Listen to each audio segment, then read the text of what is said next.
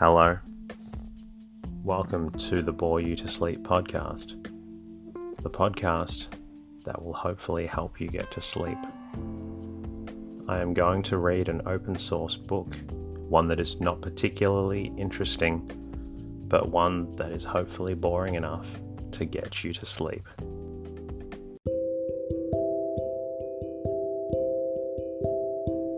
Is there something interfering with your happiness, or is preventing you from achieving your goals? I know there have been times in my life where I've struggled with sleeplessness, which is why I strive to help people everywhere with theirs. I'm proud to have partnered with a new sponsor, BetterHelp. BetterHelp will assess your needs and match you with your own licensed professional therapist, which doesn't take long at all. It's not a crisis line. It's not self-help. It is professional counseling done securely online. You can schedule weekly video or phone sessions in the comfort of your own home. You can also log in to your account anytime and send a message to your counselor when you need. You'll have access to a broad range of expertise in BetterHelp's counselor network, which may not be locally available in many areas. BetterHelp is committed to facilitating great therapeutic matches, so they make it easy and free to change counselors if needed. Visit trybetterhelp.com/bore you to sleep. That's trybetterhelp, and join over 500,000 people taking charge of their mental health. Special offer for Bore You to Sleep listeners with 10% off your first month at trybetterhelp.com/bore you to sleep. Tonight's readings come from The Origins of Thought and Speech. Published in 1905, this book is written by N. Montcalm. It looks at how the thought and speech originated in terms of human evolution. My name is Teddy, and I aim to help people everywhere get a good night's rest. Sleep is so important, and my mission is to help you get the rest that you need. The podcast is designed to play in the background while you slowly fall asleep. Thank you to all of the listeners who sent me a message or a review during the week. Thank you to Podbean listener Soph for your lovely review. For iTunes listeners Jan and Bill and Kerbnell, I send you gratitude and thanks for your lovely reviews. And a massive thank you to new Patreon Olivia. Thank you so much for committing to a monthly payment in support of the show. It is such a lovely gesture and allows me to keep bringing out more episodes. If you do appreciate the podcast, a lovely way to say thank you is to leave a 5-star review in your iTunes or podcast app. Even one sentence does help out. And if you do know someone out there who also might need a good night's rest, it would be awesome if you were able to share the podcast with them. If you would like, you can also say hello to me at boreyoutosleep.com, where you can support the podcast. I'm also on Twitter and Instagram at boreyoutosleep. In the meantime, lie back, relax, and enjoy the readings. The Origin of Thought and Speech. Introduction. When opening my eyes in the morning, and whilst still struggling with an inclination to sleep, I review the day and what it will have in store for me. But the pictures drawn are confused, and my will takes no part in it. For some time, I have been haunted by the impression that the mental faculties of the generality of men have not succeeded in throwing off a species of torpor resembling that of a person hardly awake. The supposition that this torpid condition prevents our minds from attaining that degree of lucidity to which they have a right to aspire is perhaps a hallucination, yet possibly I may be right in thinking it. How many confused ideas traverse my brain in one day, and how seldom those come of which I follow the thread. We know well that injunction so often given by parents to children and by schoolmasters to their pupils. Try to concentrate your attention. It almost seems as if that which we require of children is beyond my powers, for I have hardly resolved to disentangle a problem of whatever kind, when, under the form of useless, futile, inept thoughts, obstacles heap themselves across my path. When a person has to be awakened, who is disinclined to be disturbed, he is violently shaken. What movement would suffice to energize a man whose mental powers were drowsy? I do not see anything from outside the wall, and a personal effort could not be looked for from an inverted will. And yet I am possessed by the desire to penetrate the mystery of my existence. I ask myself what I am, and why I am on this earth. From the moment that I put this question to myself, I feel that the awakening may be possible for me. I know two classes of men who never asked it. First, those who do not see that there is any problem to solve, and secondly, those who are content with infantine and superficial teaching, or more or less elaborate and learned, but come from one who appears to himself to be the depository of a collection of supernaturally inspired truths. I own that I do not belong to the first of these divisions, since I shall have no rest as long as I am ignorant of what passes in me and around me.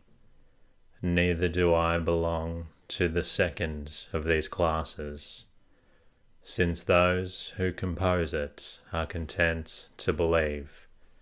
But faith is not knowledge, and I am anxious to comprehend what has been discovered, known, and established by evidence.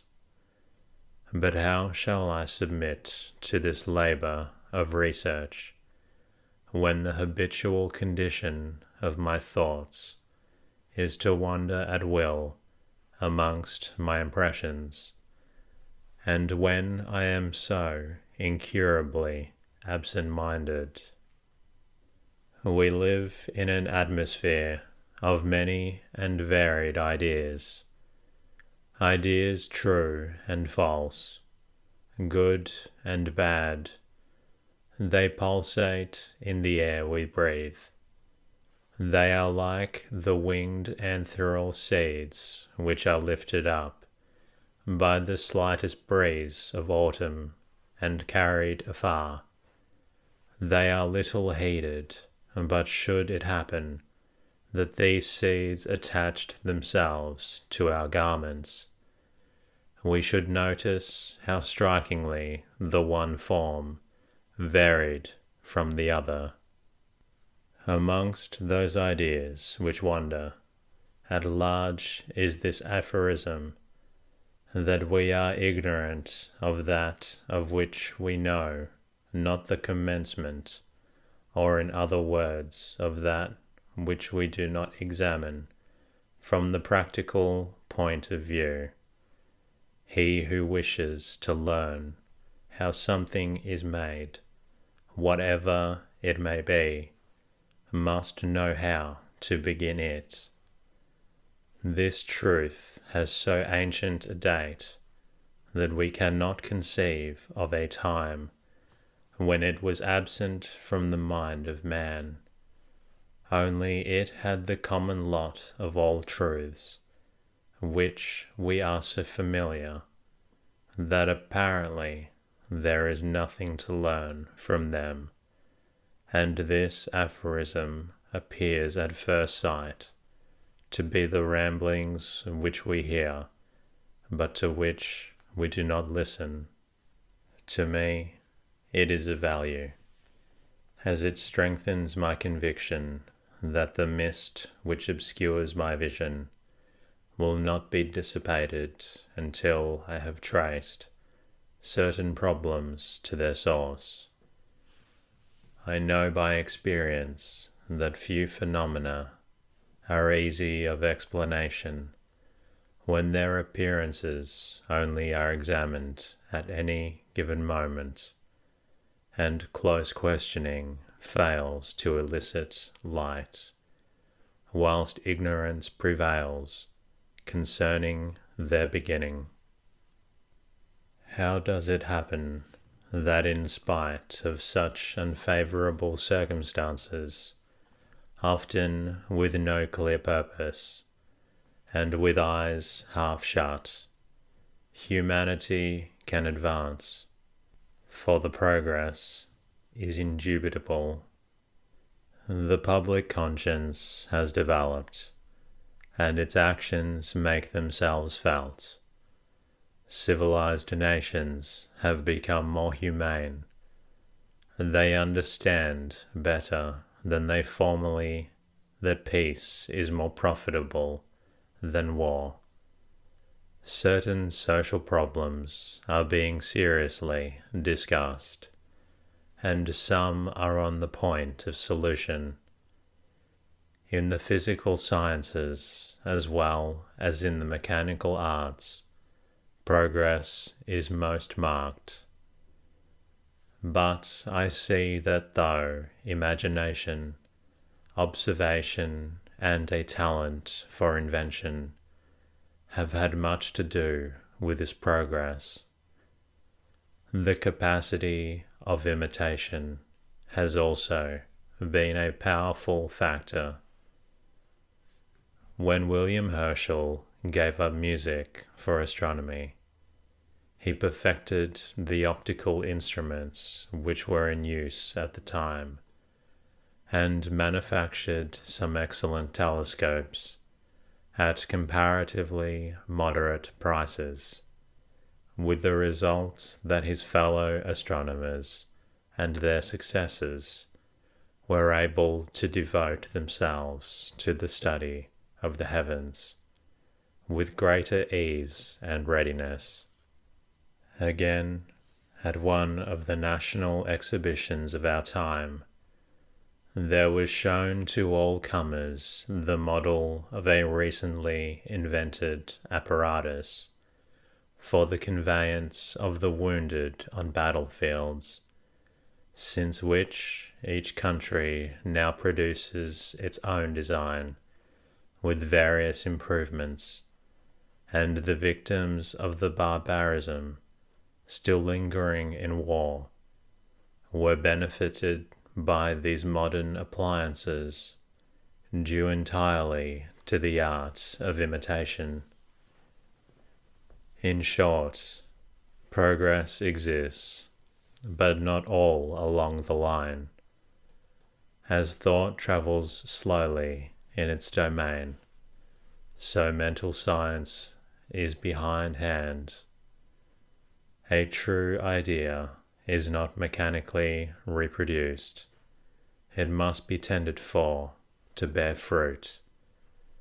But what tendance would avail if it is only with difficulty that we discriminate between what we already know and what we do not yet know, for this distinction must accompany conscious progress.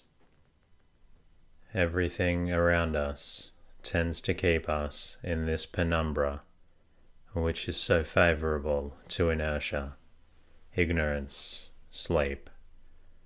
Certain groups of philosophical ideas become condensed and systematized. In some systems, there are one or two great thoughts only.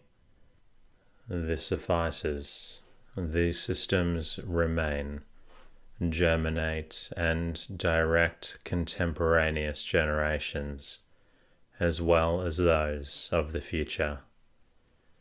It may also happen that these same ideas invade brains, little prepared to receive them, and thus deviate from their course, as they advance, and end by becoming the travestied, that it is no longer possible to know what they were at their origin. A swerving movement has taken place, which causes suffering to contemporaries, and still more to those who come after. Thus the bulk increases, the bulk of truth and the bulk of error, and this fatal expansion of the truth and the false, intertwined the one with the other, pursues its encroaching and troublous way. This confusion is something impersonal. It is an opaque body which interposes itself between the truth and ourselves, and prevents us from contemplating it. But the confusion may also arise directly from those whose mission it is to guide us. I open a book written by some grave thinker who, I imagine, knows his subject thoroughly, and I begin to read in all confidence. At first, I think I understand him. Then I am stopped by a word, and I wonder what meaning the author has attached to it. A little further, I come upon the same word, which now seems invested with another signification. This disconcerts me, and I close the book. I take another, but the same disagreeable surprise awaits me, and I find everywhere terms whose meaning varies to suit the convenience of the author, and what we are to understand by these words is nowhere explained. These defects arise, probably, from the fact that certain philosophers, taking their confused opinions for new ideas, seek for words in which to express them, and not finding them in their vocabulary, they coin them using terms to which no precise meaning is attached, which terms remain more or less enigmatical to the authors themselves, and, consequently, unintelligible to the readers. In this way does the confusion of ideas arise and is propagated. A philosopher, I think it was Haman, made the following very true and very alarming statement. Language is not only the basis of our power of thought, but also the point from which our misunderstandings and errors spring. And Hobbes also says, it is obvious that truth and falsehood dwell only with those living creatures who have the use of free speech. But all that I have just said indicates merely a superficial portion of my passing impressions. In going below the surface, I find it in the past are the causes for our present perturbation of mind. For centuries we have frequented schools in order to learn to distinguish truth from error, yet it is always a mixture of truth and error that we are taught. What result had we attained on the eve of the 20th century? We are still asking ourselves whether science does or does not harmonize with religion. After that, we cannot but give up ourselves to the deepest despondency. We cannot but fold our arms in despair and question whether we shall ever see things clearly. Amongst our ancestors, there were sometimes found men of great resolution who, in order to punish themselves for cowardice and luxury, administered discipline to themselves. The idea is not so extravagant as it appears to some people. A few good strokes of the whip might result in reviving or strengthening the will, and in forcing it to resist the moral supiness which is so apt to increase. But physical discipline is no longer in use amongst us, and in my own case I have substituted an illustration of which I try never to lose sight. I picture to myself an ideal potter, whose whole ambition would be to make good vessels, and having succeeded in making some of great solidity, he would choose out those of the finest shape for the market. He attained success, and his thoughts being occupied with his pottery only, at last he makes vases of absolute perfection.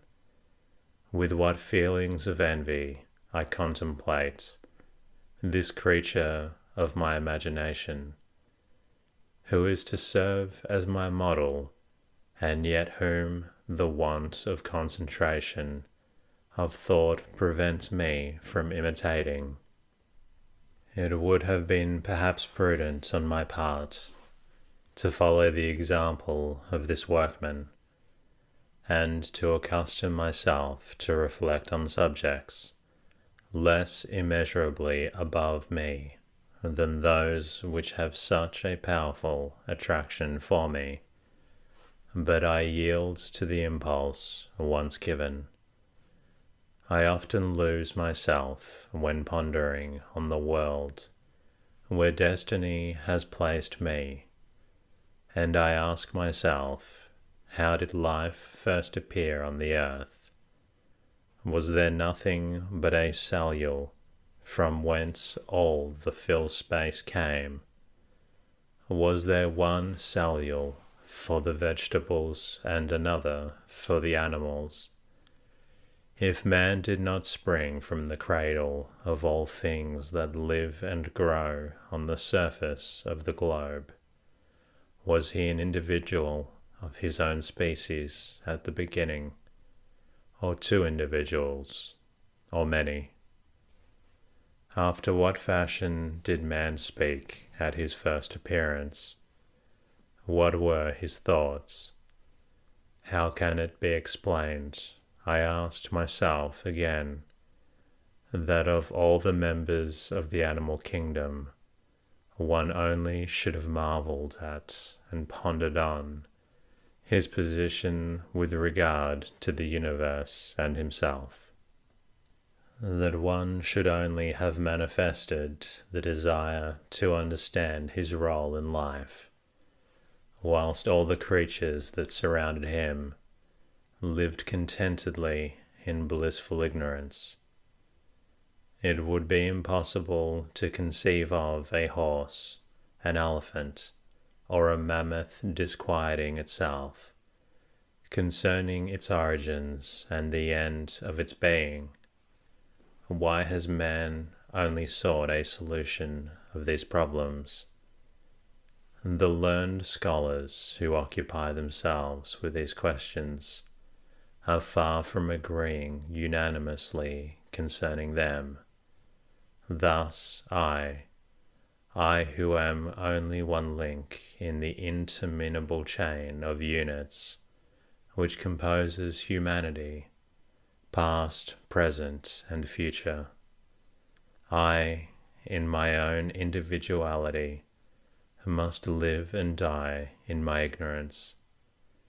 I revolt against this prospect, which I yet recognize as enviable. I refuse to acknowledge myself beaten, and I feel myself irresistibly driven to seek for more knowledge. Then, feeling unable to supply the lack, I cease to be anxious and fall asleep again. Sometimes, when led to investigate the inner tribunal, conscience, I contemplate a phenomenon purely intellectual and moral, which the uproar raised by the conflict of so many heterogeneous ideas cannot make me forget, although it does not intrude itself upon me with violence. On the contrary, it waits with an unparalleled patience and discretion at my door. It is the phenomenon named religion. We read it in the Bible that Moses, having noticed a burning bush that yet was not consumed, went up to it, the more closely to investigate this marvel.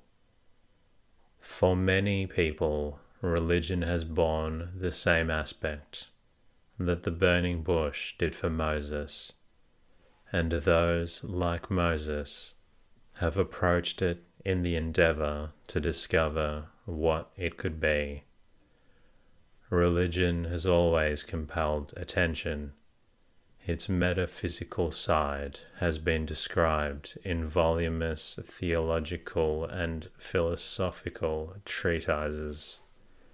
Historians on their side have made many researches concerning the forms in which it has clothed itself on earth during a long succession of centuries, and amongst many people, it is even said there are learned men who have studied all the Bibles and catechisms, and it is added that few amongst them know what religion really is. It does not on that account play a less important part in our existence.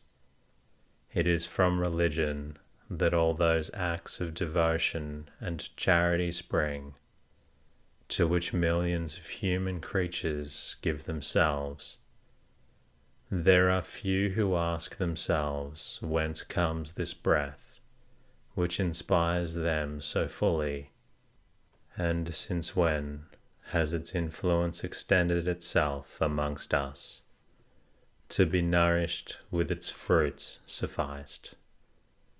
Such is the disposition of soul of the majority of those for whom religion is more than a name, whatsoever it be, pronounced in an unknown tongue.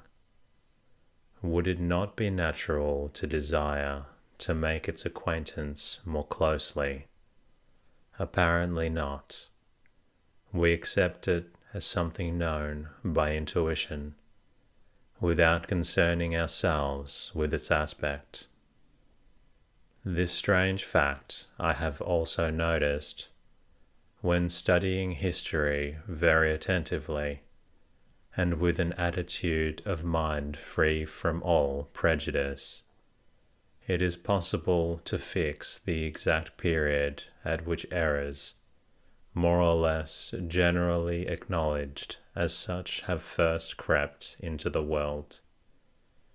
But I have vainly sought in history for the corresponding moment when truths first made their appearance, truths which have accepted, if only by a few isolated individuals, or by certain groups of individuals, of whatever race or of whatever period of life of humanity they might be. But as it is acknowledged that amongst the errors which trouble us, we possess some truths, it is evident that they have manifested themselves, but when and how? At this I do not arrive. The silence of history indicates, I think, that the truths of which we seek the commencement have been revealed to man in prehistoric days. I do not feel that I know positively concerning the first human beings who appeared on the earth. I picture them like soft wax, ready to receive a definite form from the hand which created them. These first comers who knew nothing, never having had any training, and possessing only their five senses to aid them in arriving at knowledge, were infinitely better placed than I am to embrace truth, since I should have to disentangle myself from a vast mass of ideas which disfigure the natural simplicity of my soul. I should have to forget even the truths which I believed myself to possess, and to transform myself into white plastic blank wax, with no impress whatsoever, and to wait until my Creator traced the image he wished. This is now not possible. I should not be now here if I could have been contemporaneous with my ancestors, and I have been permitted to follow in the steps of their pilgrimage. This would have pleased me well. I perceive my friends are uneasy. Take care, they say. But it is quite certain that it is not always harmful. Have they never seen a man wandering in a forest without any fixed determination to quit it? Is it credible that our first parents had no fixed idea of discovering the import towards themselves of the vast world in which they had been placed, knowing nothing of the reasons of their position, equally ignorant of the reason why the sun, the moon, fire, hurricanes, storms, thunder, rivers, mountains existed, always above and around them. The whole of nature itself required to be interrogated. Must we feel that we are destined to ask perpetually, and to receive no answer? That need not be. Many things that our ancestors could not fathom are clear to us. What was unknown to them is known to us. That which prevents us from following up this line of progress through these phases, in that each reply brings forth a new, fresh questions. And thus it will not be to the end, if the end should ever arrive. This last question we do not put to ourselves, which is an indication that we are not careful to arrive at the answer. When I compare the present state of our knowledge and of our condition of mind, to which I have given the epithets of torpor and inertia, and they are rightly given to that which held sway in the dark ages, when the earth rested on an elephant, the elephant on a tortoise, and the tortoise swam in the void. I must acknowledge that we now see things more truly. But to start from the point of the sum of our acquired knowledge in this march of progress would be fatal to us. The ground we have won will only retain its solidity in proportion as we keep in sight the path we have trodden, with all its encountered and vanquished obstacles, and that will only be by pursuing the same path in company with our ancestors. And that concludes tonight's readings. I hope you've enjoyed listening to this story, and I hope you're feeling drowsy. If you're not quite tired yet, you're always welcome to listen to another episode of the Bore You to Sleep podcast. In the meantime, I'll be working on bringing you